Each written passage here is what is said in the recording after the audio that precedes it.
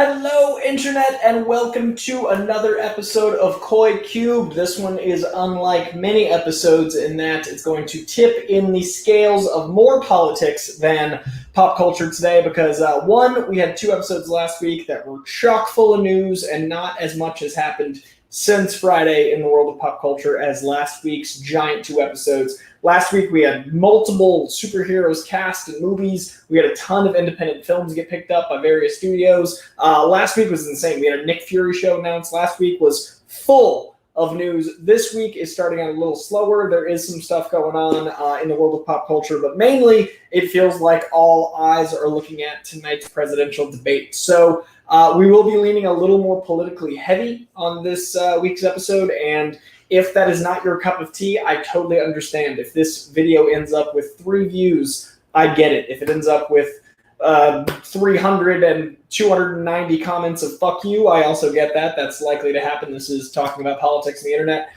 Usually it is something I used to be averse to. It's something I used to avoid. The great Bruce Campbell once told me that if you talk about politics, all you're doing is alienating half your audience. And I get that. I get that perspective.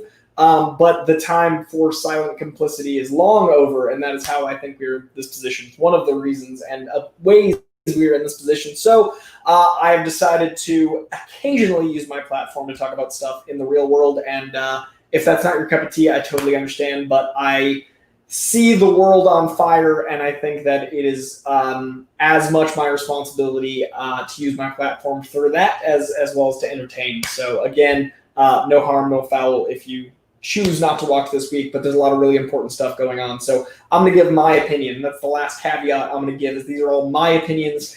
If you're here, you either know me from either work or you just found this page. None of these are I'm not trying to tell you what to do. I'm giving you my opinion, I'm giving you my take, and I'm referring to news from other people. So that is how I'm going to approach anyone's sensitivity is, well, it's my take. So sorry if you're offended. So yeah, let's get into it first with the glorious news that not only did we report like 3 weeks ago that Borat 2 was done filming, but things have escalated very, very quickly. I'm sure they had filmed the entire movie and then knew that spoilers would get out by filming stuff outdoors, and we're counting on the insanity of basically the wildfire of Borat 2 happening, and that is happening now. Amazon is officially debuting Borat 2 at the end of October. Some sites are reporting October 23rd. Some sites are just saying end of October, but either way, there is a full and complete Borat coming at us. Now, that ties into politics in a myriad of ways. I think that political commentary through comedy is extremely important. It's the Trojan horse by which you can have very important ideals and concepts infiltrate the masses. It's very important to have people understand that, oh, I did get that joke a long time ago. I just didn't get that I got that joke. Or, oh, this is this person's perspective. And that's kind of what I want this episode to be about, is the importance of sharing information in a myriad of forms. Social media is vital for politics now. We've only had 2 presidents that have really been around in social media. Facebook wasn't nearly what it was pre-Obama, Bush Jr. had, the beginnings of like, the MySpace and Friendster stuff, but it was really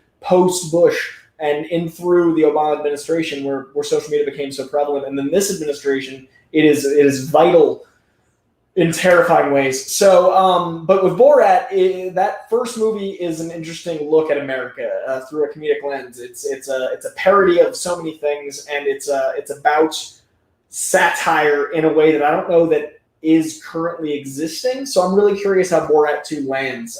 We have not been able to have as much satire. I feel like The Onion is getting less and less work because the real headlines are so fucking close to the Onion articles. So it'll be really interesting to see what a movie that is so bold and brazen in its commentary does when the world is so bold and brazen. I'm very curious how the movie lands. The title of it has made me laugh. I fucking love Borat 2's title. It is Borat 2, Gift of Pornographic Monkey to Vice Premier Michael Pence to Make Benefit, Recent Diminished Nation of Kazakhstan. Oh, the title, it makes my heart sing as is. My politics aside, I do think it's very important to show the fallibility of man, especially people in positions of power. I do think that Borat is a great vehicle for said commentary, and I do think that Sacha Baron Cohen is an actual genius. He understands the inner workings of the mind in fascinating ways, and he completely gets comedy. I think he is the person to really put a mirror on society right now. So I'm going to be very curious how this goes. It is landing, of course, right before the election. Tonight is the very first presidential debate. We are 35 days from the election, and the movie dropping on the 23rd is 2 weeks before the election. It is a little less than 2 weeks before the election. So it's going to be very, very important to get as much information out. And it's going to be, I mean, as is, I'm on social media less and less. I'm having a really hard time keeping my mental health in order while also dealing with the fucking world. So as much as I want to connect with people, it's also making me like, nope. So it's been really tricky to balance those things. And I think that through comedy, we can kind of get some of that balance where we can be able to laugh at ourselves and at others, and we can look at the mistakes we've made over the last few years. So I think Borat 2 is going to be a lot of that, and I'm very, very hopeful. So we will see. I think it is going to be very telling how the world goes after November 4th. I think there's a lot of countries looking at us right now like this is the either season finale or series finale, depending on how things go. So I very much hope that it is merely the season finale, and there's time to take a few months off and freshen up for the new season of America, because if it's a series finale, I got to figure out the fuck I'm going to go. But yeah, so it is going to be really interesting. I'm going to jump into the chat real quick. We got something from Roman Carlisle, who says, I just finished reading the run of Captain America where he runs for president. It was an excellent experience, especially given today's political climate. Dude, I think it is a fascinating time to be reading comics. Roman, that is a good run. Also, I should have opened with this, but happy National Coffee Day, my true favorite vice. Without it, I am so lost. And Dunks understands me. That run of Cap is interesting in that Cap isn't a blindly loyal follower. He's not a blind soldier in so many iterations, and I love that about the character, especially in stuff like Nomad or Civil War, where he goes against the status quo because he wants what's right for the country, not what's right for the blank. So I really love the character of Captain America, especially as they've modernized him, especially as they've evolved him with the times. And I think that's a really good run to show the versatility of the character. So Roman, good pick. Also check out some of the Nomad stuff. Also check out Civil War. Definitely check out Death of Captain America. All of that is fascinating commentary on the culture and the country and the character, which is the point of comic books. So yes, good pick, good sir. All right, so let's get into the conversation that I was afraid to include in the news today, but felt like I had to. I did a little warm-up with Borat. Now let's dive the fuck in. The Rock gave his first official political endorsement. The Rock is a figure in pop culture that is almost without equal. There are very few people that when they make a statement, it affects everything. The man runs movies like, I would argue, very few movie stars can nowadays, because the movie star is not what it was even 10 years ago. When you're on a Rock set, it's The Rock talking with the director, not the director necessarily. Like, The Rock picks the director. The Rock picks a lot of the crew. The Rock is very much in charge of a lot of the ships. And when The Rock gets a stack of scripts, like, that's going to shape a certain summer tentpole vehicle. He's in a very unique position of power because his movies do very well. He's got a very specific blend of action, comedy, adventure. And I think he does what The Rock does exceedingly well. I also think he's an incredibly intelligent person that can run a business, run a company, handle himself well. He's incredibly well-spoken. I have a lot of respect for The Rock. This endorsement is huge because I feel like his fans don't all lean his way politically, and him making a statement was something that he knew would potentially have a lot of kickback. So I thought it was a really brave move. I thought it was a really bold move. I thought it was a really important move. I also personally appreciated the fact that he opened it up with, I'm a registered independent and I'm a centrist, and he wasn't saying, I always go this way or this way. I'm in this election endorsing these nominees. I personally don't agree with either side politically on everything. I think blindly following anything is scary. Blindly following anything, if you can see, is a foolish endeavor. So I think him saying he's a centrist also gives me a little bit more respect for his perspective. I think that human life is worth more than any amount of money, and I think that we've forgotten that, and especially a lot of the people in this country have forgotten that. So I don't care if the person has a pre-existing condition. I don't care if they're over 70. I don't care if blankety, blankety, blankety, blank. We invented money. Money's a made-up fucking thing. We keep borrowing it. We keep having a deficit. We keep having debt. Wall Street is just fucking made-up numbers. All of it's a concept. We made this shit up. Even the government in its current state, in any state, government is what we use to regulate all of the shit that we also made up. We agreed to this set of rules, and we just kind of figured out as we go. Politics are very much theater. It's been said for literally hundreds of years how much theater is in politics. So it's driving me fucking insane that people think that the moment you're a public figure, you no longer have the right to voice your opinion. That's the point of being in the light, is to share your opinion. If someone endorses a fucking toothpaste, that toothpaste might do better because it's important for that company to endorse that person to get that blah, blah, blah, blah, blah. It's a whole cycle. But if it's involving human lives, I think it's even more important that someone that might blindly click on a fucking the candidate know more about it than they might have otherwise. So say The Rock endorses Biden-Harris. Someone that might have blindly been voting for Trump, but that's a fan of The Rock, either they're just going to get pissed off and blindly vote for Trump anyway, or they might go, oh, if The Rock likes him, let me look into this. And I think it's important for both sides. I think it's really important to have heroes you look up to have their perspective shared. And that's why I'm doing this today, because I think it's really important to share your opinion, especially when it affects lives, not when it doesn't. I have this thing with Tavour, a beer company. I have this thing with Quiet Punch, a boxing company. And I have these things that I share. I truly think both of those companies are worth your money. I have never spoken about a company whose product sucked. I have not done hours and hours and hours of research into Quiet Punch or Tavour, but I have done enough research into Quiet Punch to know it's a guy in New York, Brian Padone, who's a fantastic human being. He's super communicative. He built this company from the ground up. The material is very fucking sturdy, and it does the job, and the bang for the buck is incredible. So I know when I say Quiet Punch, I fucking mean it. So I know when The Rock says he endorses Biden-Harris, he fucking means it. That means something to me as a fan of The Rock. So I think it's really important to have that perspective in the age of social media.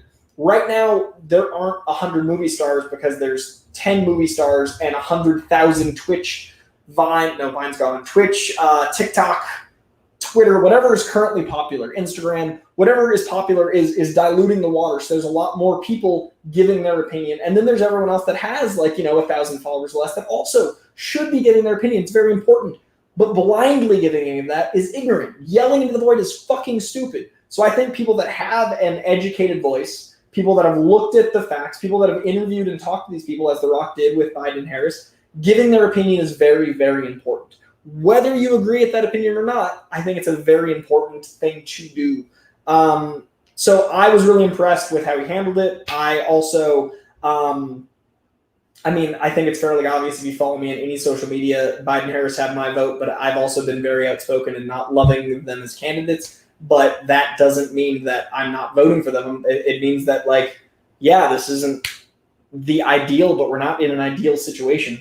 So in the interview, it gave me a little more hope, a little more faith. It's a fucking mess. This whole thing's a mess. We're going to see how the debate goes tonight. I guarantee there's going to be at least 3 or 4 news outlets saying he finally seems presidential, or how well spoken and controlled. And then there's going to be a ton of people no matter what, tonight is a fucking show. It's an entertainment thing that needs to also be taken seriously. It's just handled honestly. I don't think it's going to be handled honestly. So that is its own mess. We'll see how things are covered. I'm just fucking terrified in general. We're on our last legs, and I don't know how this is going to go. So I was impressed with The Rock. I appreciate him saying something so publicly when it's not easy and when it's going to have a ton of kickback, just like this probably will have a ton of kickback. But that's what you need to do. If you've got a platform, you need to use it. If something matters to you, like human life, you need to use it. If the sanctity of democracy matters to you, you need to make a stand. So as someone that has a firm love for what this country can be, I felt like I had to also say some shit. So thank you for being here and listening to me rant. And I appreciate each and every one of you, whichever way you feel. Yeah. So, all right, let's get into the next bit of back to pop culture news. And I do apologize to everyone that follows me just for comic book stuff. There's going to be plenty of comic book stuff later in the episode. There's going to be plenty of comic book stuff week to week, but also leading up to the election, there's going to be more of the real world stuff. And if I lose fucking half my followers, so be it. And if I lose, if I've lost your respect, I've tried to stay fairly neutral here on this platform. Twitter and Instagram are mine, but I've tried to stay fairly neutral here while also giving my take. So I'm sorry if that offends you in some way, but it's really important to me that people understand how important this election is. So please vote. Please make sure you're registered. There's only 35 days left, and please look at the candidates. Don't just toe whatever line you've been taught, because there's a lot of information you can get now. And a starting point is a really great. A starting point is this fantastic app / social media where you can really learn what people's perspectives are on a lot of things. So you can get further than just the presidential. You can look at local. You can look at your governors. You can look at your congressmen. You can look at your senators. It's really fucking vital. Look at all things. And I know sounds like homework, but that's just what I'm trying to do so I can actually try to make this world good enough to have children. As it stands now, I don't think I'm bringing kids into this world because I don't think it's worth them suffering, but I'm also terrified because there's 100 people that'll have 5 kids out of just default, and then that's 500 to none if I'm not bringing any kids into this world, and that's just, the balance scares the fuck out of me. So, yeah, I want the world to be better. I hope you do too. All right, over to way less serious shit. The transition from like, please give a shit to, let's go over to the Streamlabs, because these are hopefully civil because they're people chiming in. Of course, Micah McCarsell is going to be civil. I can trust this transition. Micah McCarsell has this to say: I sincerely hope The Rock's endorsement will help more people take interest in the election. I don't know if it'll sway voters from the opposite side, but I hope it helps convince people who agree with him to actually get out there and vote. I completely agree, good sir. I don't think if someone was steadfast in their decision, that's going to sway them, and I think that's why it's such a brave move from The Rock, because he's going to lose fans. But I also think people that might have been more apathetic, people that might have been more neutral, will get up and vote. So I completely agree with your statement, and I think his millions and millions and millions of followers, even if he affects, I mean, he's not going to affect dozens, he's going to affect thousands, but even if he only affects thousands of those millions, that's worth the kickback of ignorant people being angry without cause. So I think it's a really great move. And I do agree that it won't sway, but it will get people up and moving. So at least there's less neutrality. As it stands now, there's already 100+%, if that makes sense. There's more than 100% more early votes in from people voting by mail and all those other things. 1, because we're in a pandemic and being in crowds is not the fucking move. But 2, because we're sick of this shit. So getting votes in is really important. So I think it already is showing that not just The Rock statement, but statements like The Rock's are affecting change. So, and I also have learned this year, I have so much respect for Generation Z. I love the generation that's coming up after me. I think they're going to make the world better. It's just whether or not we left them a garbage fire that can be put out or not. Okay. To weird news. Lion King, that live action one, Jon Favreau, did well. It was fine. I'd rather watch The Lion King, the one from my childhood, that doesn't look like it has an uncanny valley with a puma. Not a puma, a Pumbaa. A warthog named Pumbaa. For some reason, Pumbaa's eyes just haunt me. Anyway, they're making another one. They're doing a Lion King 2, a CGI live action. The Lion King drove me also crazy because it's not a live action movie. There's one frame in that entire film that is a photograph. The rest is CGI. It's just life like CGI. Live action would imply you trained lions to talk. They have not yet. I personally didn't really love the Lion King CGI animated that much, but they're making a second one, and it's got Barry Jenkins attached. Moonlight's Barry Jenkins is attached to the Lion King 2, which is fascinating because Lion King is a complete story. It's beautiful in its Ouroboros. It's beautiful in that it completes itself. It's the circle of life. The circle rounds itself out. And Lion King 2, the animated one, was not great. if memory serves. I haven't seen it since I was a child, so it's just fascinating to me that we're getting another Lion King with the insanity of Barry Jenkins, a very incredible director. So intrigue has set in. Barry Jenkins' Lion King 2. It was announced today. I'm curious. I guess that's the way to get me curious is I don't think highly of the sequel animated, and I didn't love the first CGI animated one. And I have a lot of respect for Barry Jenkins. So I guess this is a good move because I'm in-ish. Yeah, I just thought it was really, really fascinating in general that is a thing that's happening. And yeah, it is going to be a thing, and I'm certainly intrigued by it. Oh, hey. Okay, hold on. Actually, I should check out the chat here because I was very nervous about doing anything politically, so I want to see if people are fuck yeah.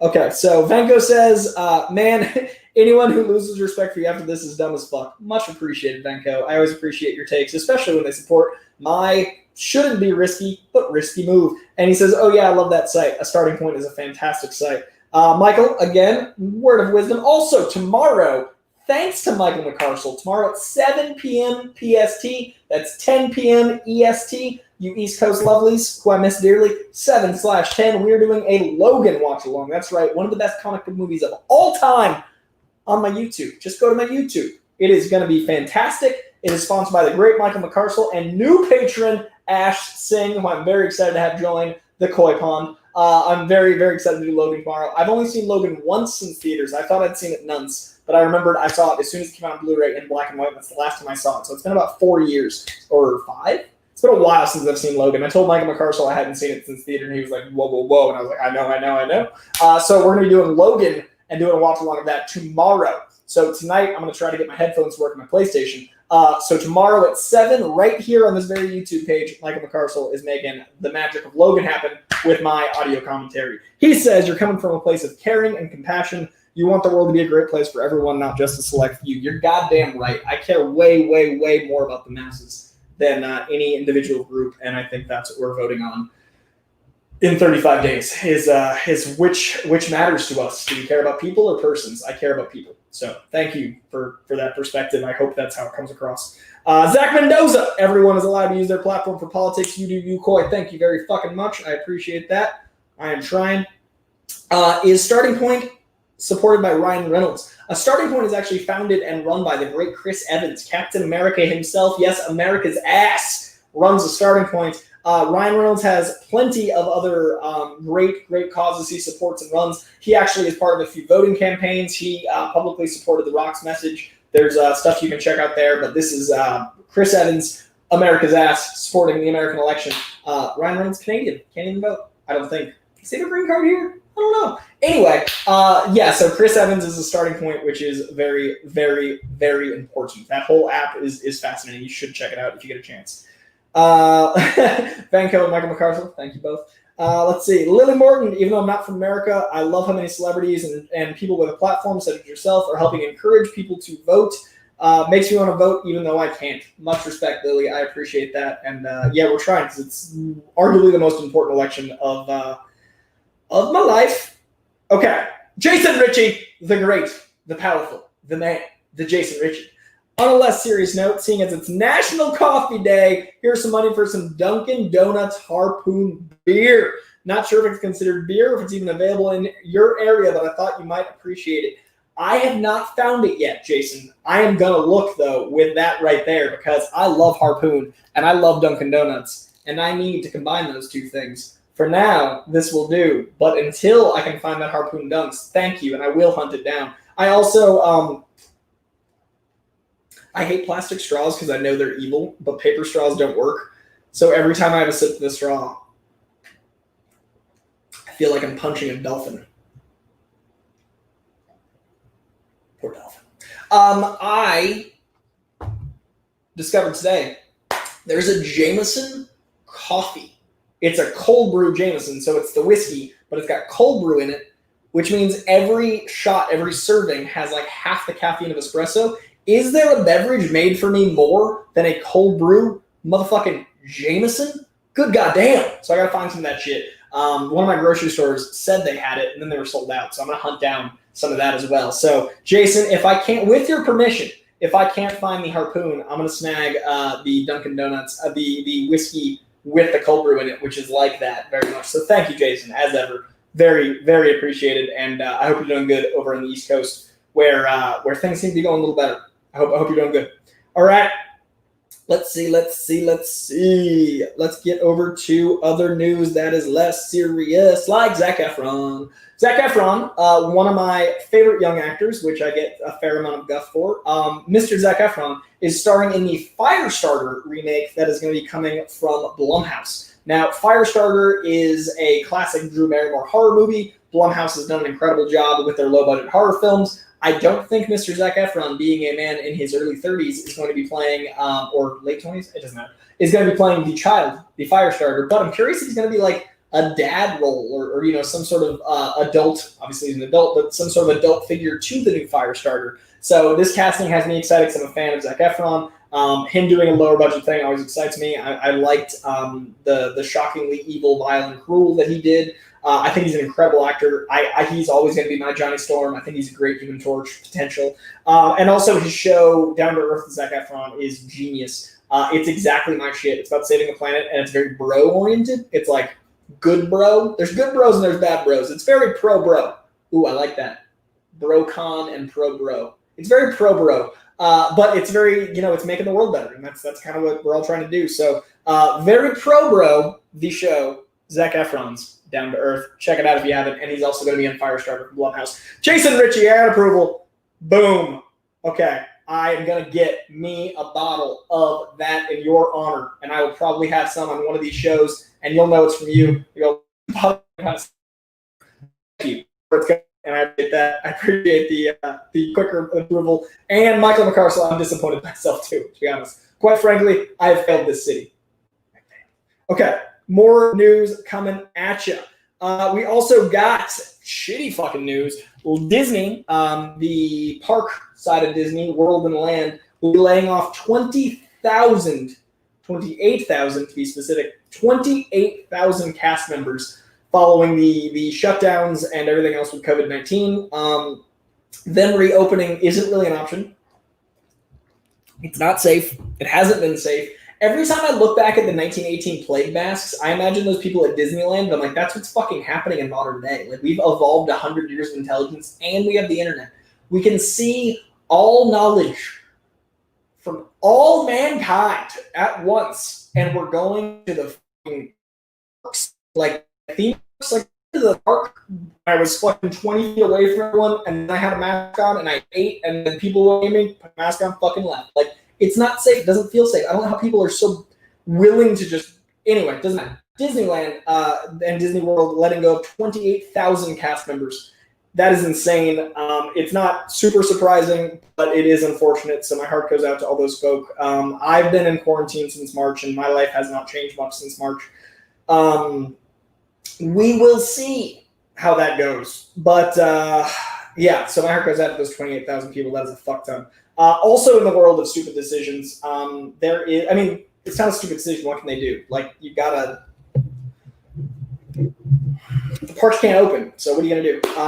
It just sucks. I just feel bad for those people, but I mean, I'm stuck home too. LA Comic-Con is doing the opposite. Apparently they're gonna have a December con in person in LA, which goes against all state regulations. Isn't fucking safe. If you've ever gotten the con crud, you know that day 1 you're fucking sick. Day 3 you're dying. Literally this case with the con crud mixed with coronavirus. There's no way this shit's gonna be safe.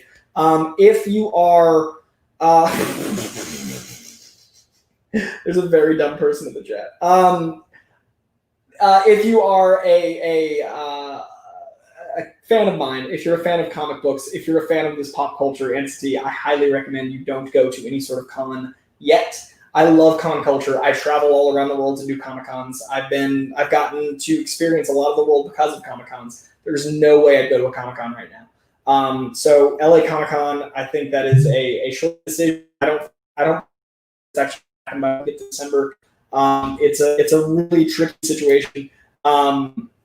It's a mess. So I don't recommend it. I don't think it's safe. My manager referred to it as the Fire Fest of Comic-Cons, and I thought that was very funny. So, yeah, not the move, LA Comic-Con. I have a lot of respect for you as a company. I've worked with you guys many times. I enjoy your con very much. I don't think this is the move. So, That's just my take. I wouldn't be there, and I think it's only going to cause more harm than you can even quantify. Like, if you can't even wrap your brain around the amount of harm that can cause to my fair city and the world. So, not the move. All right. Let's go over to someone in the chat. I saw this pop up. Mr. Zach Mendoza, yes, we can absolutely talk about that if you like. It is a trailer for a documentary coming out of Disney that talks about what the importance of heroes is. The 616 universe is obviously not obviously, that's not fair. The 616 universe is the canon universe of mainstream Marvel. So the Marvel that you know that isn't Ultimate or an alternate reality, the standard issue, plain old Marvel universe is the 616, the one that started in the early 60s. So 616 has a lot of meaning for a lot of comic fans. This is a documentary about that universe, the impact of these characters, the impact of them on the real world. It looks like Paul Scheer is hosting. It is a very charming looking little minute trailer. A lot of love for Paul Scheer. That guy is lovely. I've gotten to talk to him many times about comic books. He knows his shit. Paul's gonna be great. I think it's interesting. We're living in a time where documentaries are focused on this deep cut stuff that we all care about so much, because that has a market. A documentary about stuff that didn't have a market 20 years ago has a market. That's so cool. So that's going to be coming to Disney Plus. If you haven't seen the trailer yet, it is about a minute of just pure nerd glee. And Paul Scheer is going to be, again, great. And you get insights into the illustration process. There's a couple glimpses at the Marvel Studios, like the actual comic studio in New York. I went to in January. I was lucky enough to get to experience the Marvel space. It's awesome. So you'll see some of that in this documentary. You'll meet some of the creators. I saw C.B. Cebulski. I saw Dan Slott. A few of those folk are being interviewed in it. So it's a really cool thing for comic fans. And if you're a person that only knows the movies or TV, it's a great opportunity for you to get a little taste of the comic book world and maybe find some characters you don't know to love. So yeah, check it out. It'll be I think in the October, November. I don't remember the date, but it is available now. The trailer for you to check out regarding the 616 universe. All right, over to New York Comic Con. New York Comic Con is not having a physical con as opposed to LA Comic Con. This October, yes. This October, there is a New York Comic Con happening remotely. We are all going to be digitally experiencing that Comic Con. I think they will have learned a lot from the San Diego Comic Con, things to fix, things to extend, things that worked, things that didn't. And New York Comic Con is going to feature a panel with Kevin Smith versus Chris Jericho. So I have never gotten to go to New York Comic Con. I've been to Hawaii for cons. I've been to Toronto. I've been to Hawaii. I said Hawaii already. I've been all over, more than just these two places, but I can't think of more right now. I've been a lot of places for cons. I have never been to New York Comic Con, and that is one of my goals. So I kind of get to go this year, which is nice. I've got a panel there. I'm just not physically there. So I'm hoping next year or the following year I'll get to actually be at New York Comic Con. It is a long-term goal of mine since I was like 7. I've wanted to go to New York Comic Con because I've always been an East Coast kid, and New York has always been the big one on the East Coast. San Diego almost seemed too far, like I'd never reach it. And then I moved out here, and I got to go, and that was life-changing.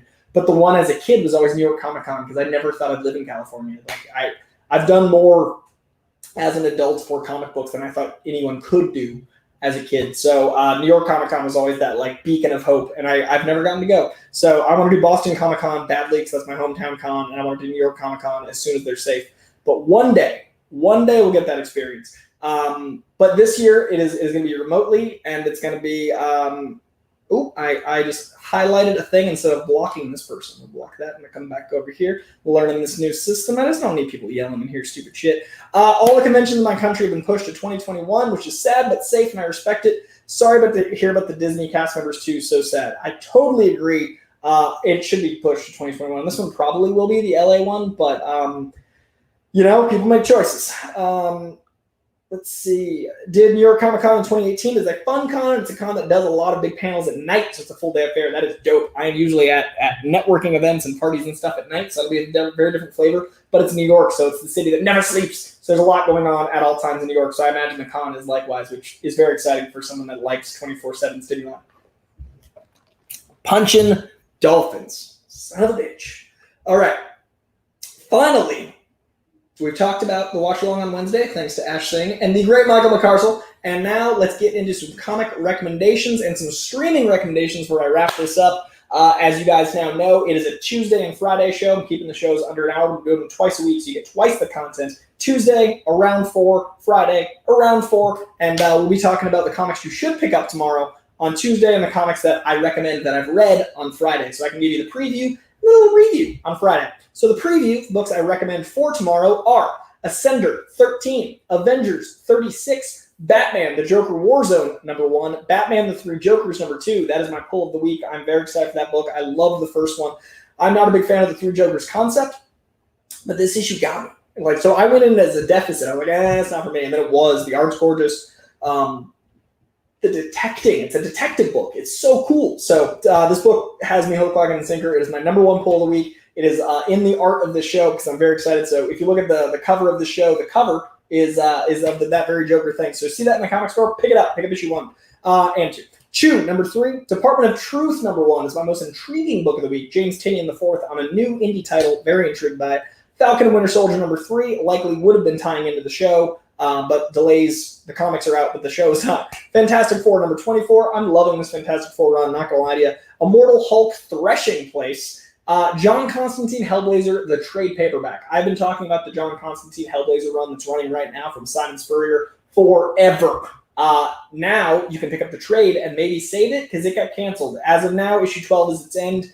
If enough people buy the trade, maybe it won't be. Check it out. Simon Spurrier wrote the hell out of Hellblazer. I love the character, and this is one of my favorite runs. And it's like Vertigo good. This title is fantastic. So check out Hellblazer. There's a trade available right now because it's Tuesday for DC. Also, John Constantine Hellblazer number 10 is available as well, so that'll be 4 issues later than the trade. We've also got Legion of Superheroes number 9, Marvel's Zombies Resurrection number 2, Marvel's X number 5, Savage Avengers number 12. After a long hiatus, we are back to Savage Avengers. Shang-Chi number 1. If you ever wanted to jump on a Shang-Chi train to understand that character before next summer's movie, Shang-Chi number 1 is available tomorrow from Marvel, and that'll be likely a great origin retelling of the character. Strange Academy number 3. Imagine if Doctor Strange and Magic ran an Xavier School of Gifted Youngsters about magic instead of mutanthood, and that is the book, and it is fantastic.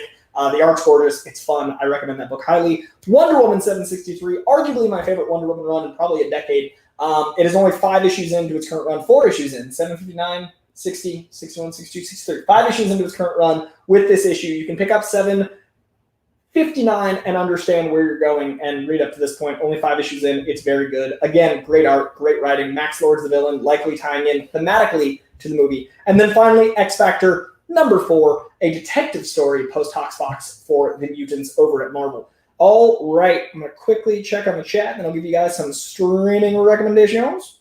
Beautiful. Okay.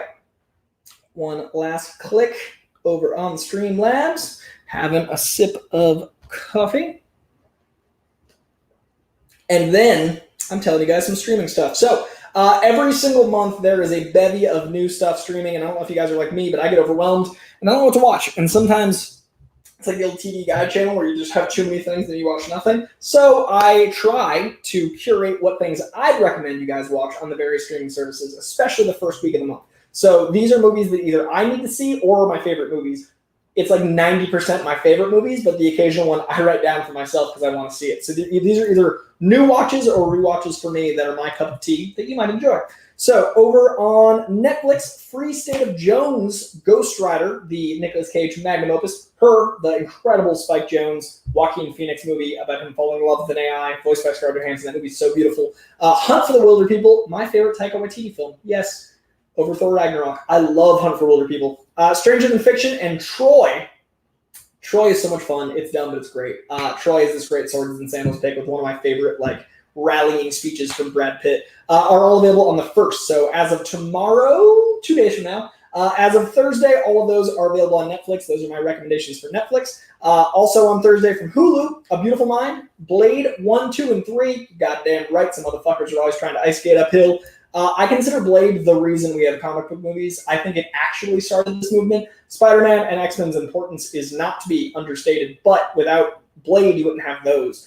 Blade was the actual sleeper cell that started this entire movement. This 20-year glorious heyday is thanks in part to a 22-year-old movie called Blade that people didn't even realize was a comic book movie. So put some respect on Blade's name. Check out Blade 1, 2, and yes, even 3, because that's where Deadpool came from. Without Blade Trinity, we wouldn't have Deadpool. On set, Mr. Ryan Reynolds was told, you're acting this Hannibal King character a lot like Deadpool. He's like, what's a Deadpool? Was handed a Deadpool comic. Boom, Deadpool was born. Blade Trinity has merit. The Hurt Locker, brilliant film, holds up very well, very jarring experience. Mad Max Beyond Thunderdome, probably the weakest Mad Max film, but it's got Tina Turner and some craziness. Check it out. Mud, a Matthew McConaughey film that I saw once in theaters and it stuck with me. I need to revisit it. It's very good. Raging Bull coming as well on the 1st, and then on the 5th of this week, which would be what, Monday? Dragon Ball Super, episodes 1 through 131. 131 episodes of Dragon Ball Super, all coming at you dubbed on Hulu. I was obsessed, lightly obsessed. No, I was buying VHSs at Suncoast. I was obsessed. I was spending $220 on Dragon Ball Z. I'd tape it off the Toonami. I'd like tape over the commercials and I'd like be on the VCR like a fucking DJ. Dragon Ball Z is my shit. Dragon Ball a little less so, but I love Z. I've never seen an episode of Super. Wait, I've seen half of one on a plane. I've never seen an episode of Super. 131 episodes. I don't have time, but now that they're there, one day I'll have time and I'll have access. 131 episodes dubbed of Dragon Ball. I love the American voice cast. I'm very excited for this dub. Coming at you on Hulu on the 5th. And then finally on the 8th, Scream 4. I like Scream 4. I'm one of the minority. I think it's as good as Scream 3. It's not as good as Scream 1 and 2, but I think it's as good as 3, and it's a fun time. Scream 4 coming at you on the 8th. Over on Amazon, we got 30 Days of Night, another slept-on comic book movie, a brilliant comic, a brilliant movie. The movie's got Ben Foster in it, an insane performance. Josh Hartnett's great. It's solid. The Departed, one of my 2 favorite Boston movies in a very crowded market. You got Good Will Hunting. You got, the Edge of Darkness. You got The Town. The Departed is in the top 2 with The Town for me personally. There's a ton of good Boston glory. I have a whole Boston section. I love Boston films because it's my home, but The Departed's up there. 8mm, one of the most fucked up movies I saw as a kid, way too young. Andrew Kevin Walker, one of the guys that did rewrites on Fight Club, a very Fight Club themed film, very Fight Club tone film. Joel Schumacher directed, starring Nicolas Cage, about snuff films. It's really fucked up. It's not a light watch, but it's a really, really solid movie. From memory, I love Schumacher. It's a really good Nick Cage performance. Check it out. And one of my favorite movies of all time in my top 10 ever, and I now have an extended edition, thanks to Jeff Lee, available on Amazon on the 1st, A Motherfucking Knight's Tale. If you're a fan of the show, and you haven't seen A Knight's Tale, do yourself a favor, fix your life, watch A Knight's Tale. Your life would be better within 2 hours and 12 or so minutes. Goddamn love A Knight's Tale. Watch it. All right.